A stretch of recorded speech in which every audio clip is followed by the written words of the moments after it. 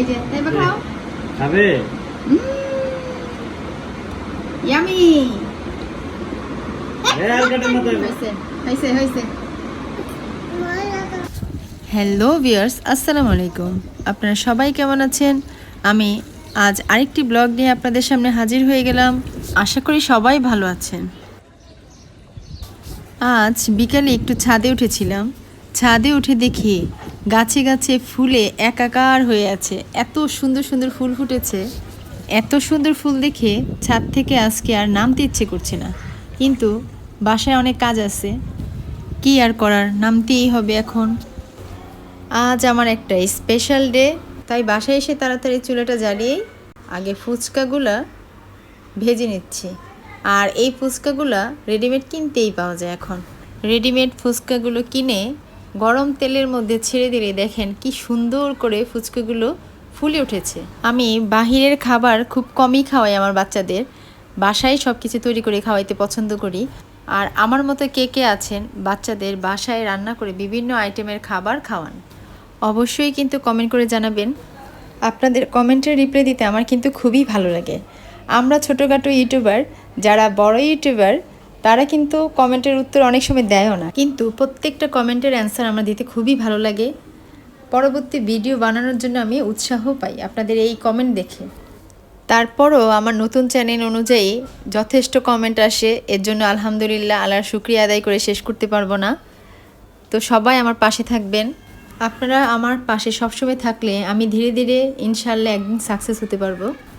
অনেকে আছে কয়েকটা ভিডিও ছেড়েই ধৈর্যহারা হয়ে যান। ধৈর্যহারা হওয়া যাবে না। প্রত্যেক দিন একই টাইমে একই সময়ে ভিডিও ছাড়তে হবে।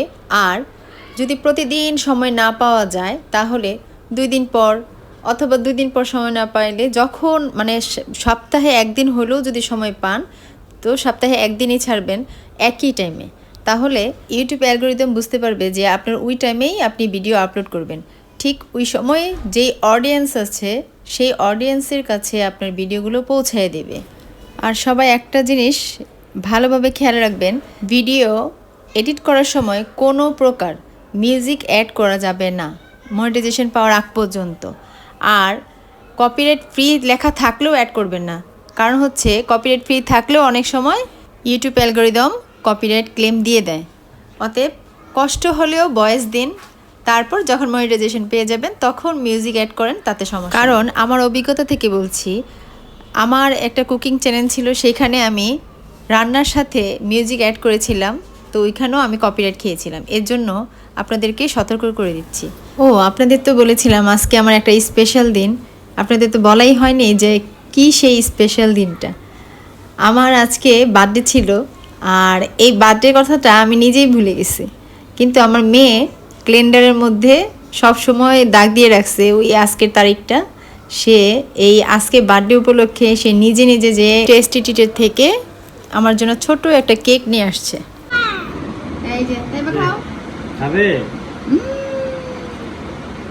ইয়ামি। হয়েছে। এদিক দিয়ে আমার ছোট বোনের মেয়েরা, আমার ছোট বোন সবাই মিলে আরও অনেক রকমের খাবার নিয়ে হাজির। তারা আমার বার্থডে সেলিব্রেট করবে। ওরা অপেক্ষা করছে কখন আমি কেকটা কাটবো, তো কেকটা কেটেই ফেললাম। তারপর এগুলো যখন পিস পিস করি, আর সারা সব সময় কেকের উপর যে চকলেট থাকে সে চকলেটটা খাবেই, সব সময় বলবে আম্মু আমার জন্য চকলেটটা রেখে দিও, তো তাকেই দিলাম চকলেট সহ কেকটা। আজ সারা সন্ধ্যা কি কাজ করলাম, কিভাবে আমার বার্থডে সেলিব্রেট করলাম, তা আপনাদের সাথে শেয়ার করলাম। আপনাদের কেমন লেগেছে অবশ্যই কিন্তু জানাবেন। ভিডিওটি আর বড় করব না, আজকের মতো এখানেই শেষ। আল্লাহ হাফেজ।